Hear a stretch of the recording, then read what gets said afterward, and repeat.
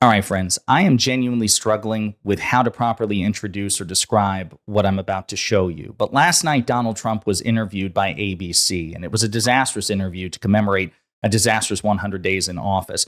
But I want to focus on a particular moment in which Trump seemed to have a psychotic break from reality, a demonstration of delusion so powerful and profound that it seemed to shock the interviewer, who desperately tried to save Trump from himself and move the conversation forward.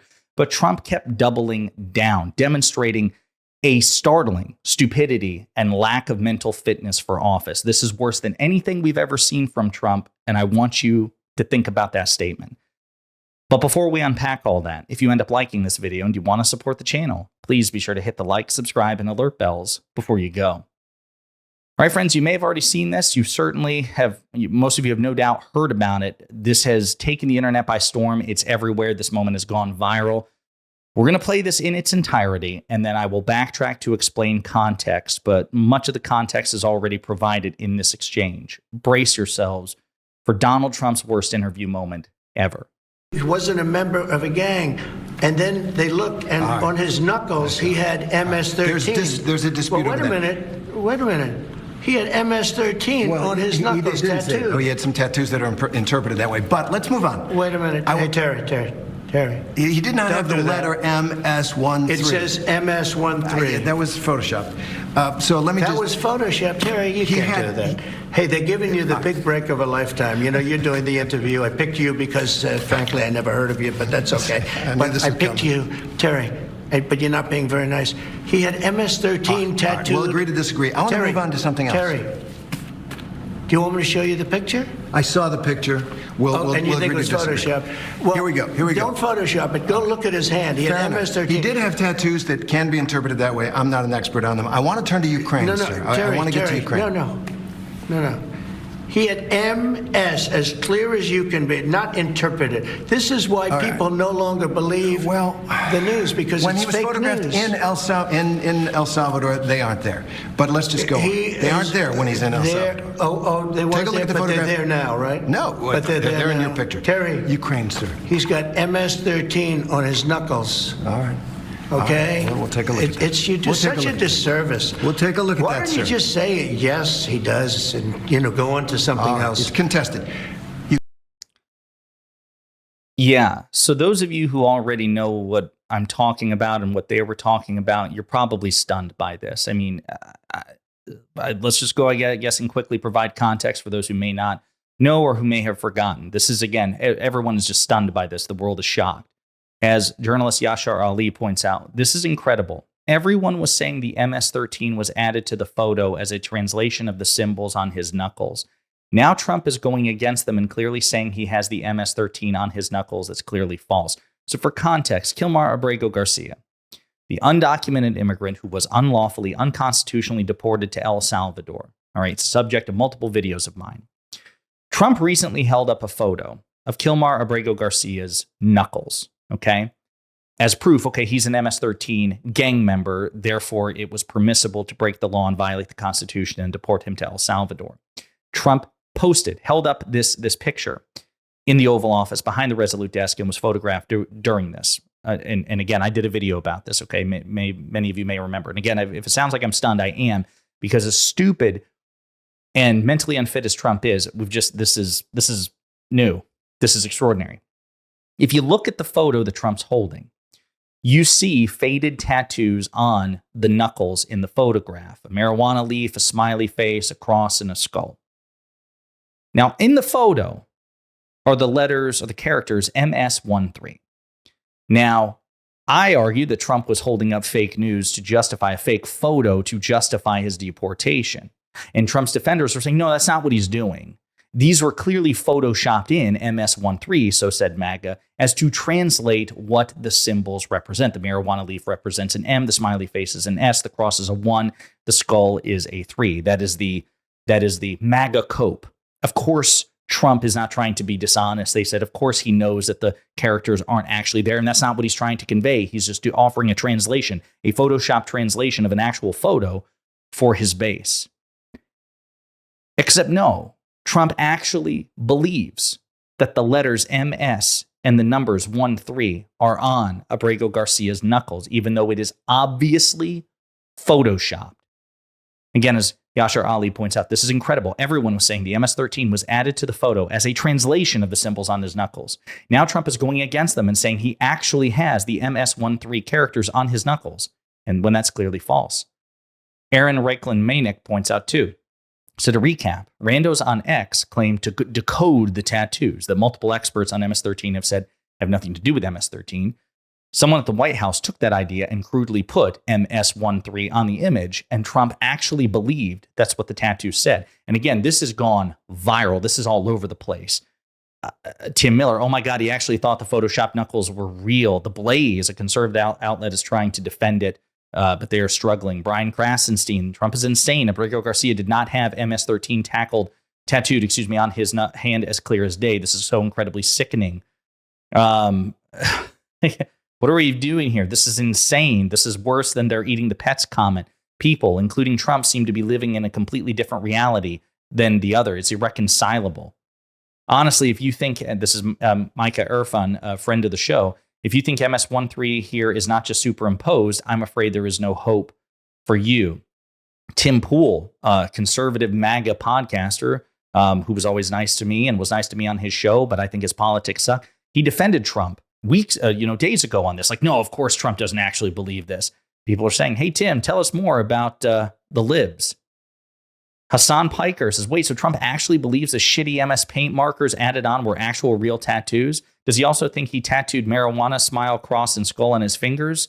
This is a severe cognitive decline. Wow. And Tim Pool's trying to defend it now. Again, this is just all over the place. This is a level of delusion and cognitive break, a psychotic break from reality, the likes of which we've just never seen from Trump before, and Trump got pretty bad. Worse than anything we've seen from Biden. As I pointed out on my Twitter, and I guess I should pull it up here, anybody who defends Donald Trump after this has no credibility on the topic of Joe Biden. People want to talk about President Biden's mental fitness for office. If you defend Donald Trump here, this is just you have no credibility on this particular issue. I'm going to bring it up here again, just scrolling through so many people reacting to this. Again, conservative Ed Whelan. So Trump is vigorously embracing the notion that the characters MS-13 were tattooed on Abrego Garcia's knuckles. He's clearly not arguing that the symbols stood for those letters. And I thought a week ago that the White House was making this very argument, but Trump actually just sandbagged him. He totally humiliated his own defenders. Again, dear God, from Ana Navarro Cardenas. Again, I said anybody who supports this guy has no credibility on the topic of Joe Biden, who is smarter than this even on his worst day. And I do stand by that. Mehdi Hassan also said something pretty similar. This is insane. I know Trump is a serial liar, but in this case, he actually believes the Photoshop picture his staff gave him of Abrego Garcia's knuckles was real. If I sound stunned, I've always known, obviously, we've always known that Trump is really stupid and really dishonest and not mentally fit for the presidency. But this is just, we've just never seen anything like this before. And we're only 3 months in. So, yeah, I think this is 25th Amendment worthy. I think that, you need to take grandpa's car keys away from him here. It's stunning stuff. Donald Trump is objectively unfit to be president of the United States mentally. I mean, my God, this isn't like clever AI, deep fakes or anything like this. This is, a 17-year-old White House intern using Microsoft Paint to, in like Garamond font, or Comic Sans, MS-13, just to, the White House assured us, just to help translate what the symbols mean. And Trump's not even saying that. And the reporter, the ABC reporter, I mean, he's trying to save Trump. He's like, hey, let's move on. I got to fact check you here, but please, for the love of God, let's move on. I've got other things to ask you about. And I'm also trying to save you from yourself. And Trump just doubles, triples, quadruples down.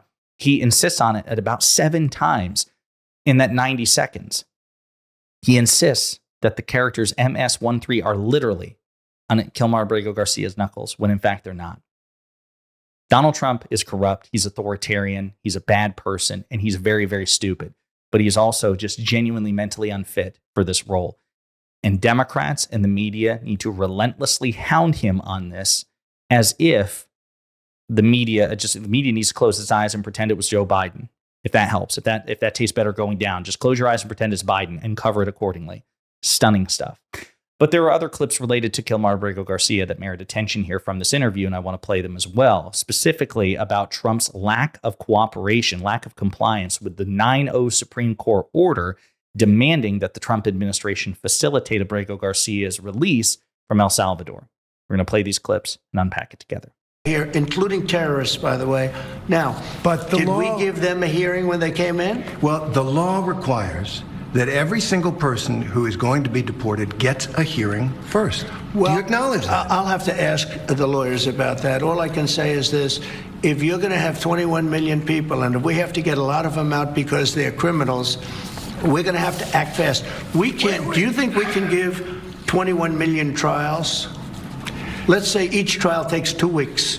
Is that what you want us to do? The law give is the law, sir. The law is the law, and you're the law sworn doesn't to say anything uphold it. about trials. No, not trials, hearings. I said These hearings. people came in, they're not citizens. They came in illegally. They came into our country illegally. And we have to get them out. There's a legal process for that. I can't, sure, and we follow the legal process. I can't have a trial, a major trial for every person that came in illegally. We have here, including terrorists.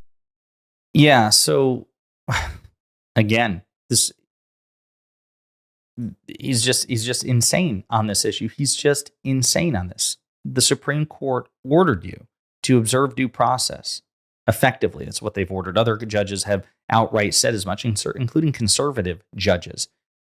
It's not that the Trump administration doesn't have the power to deport undocumented immigrants. They do, but that is constrained. It's not an absolute unfettered authority. You have to operate within the guardrails. Just like the federal government has the authority to investigate, arrest, and prosecute people and jail them. But there's still due process. It's not like we're not living in an absolute monarchy, no matter how much Trump wants us to. You have to observe due process. You have to color in the lines, so to speak. So here's another clip. We're not being treated fairly by all judges. Oh, that's a subject. So you're saying that you don't like some of the rulings, some of the court orders? I think the rulings will be overturned, yeah. All right. Well, let me ask you about one man and one court order. Kilmar Abrego Garcia. He's the Salvadoran man who crossed into this country illegally, but who is under a protective order that he not be sent back to El Salvador. Your government sent him back to El Salvador and acknowledged in court that was a mistake. And now the Supreme Court has upheld an order that you must return him facilitate his return to the United States. What are you doing to comply? Well, the lawyer that said it was a mistake was here a long time, was not appointed by us, should not have said that, And just so you understand, the person that you're talking about, you're making this person sound, this is a MS-13 gang member, a tough cookie, been in lots of skirmishes, beat the hell out of his wife, and the wife was petrified to even talk about him, okay?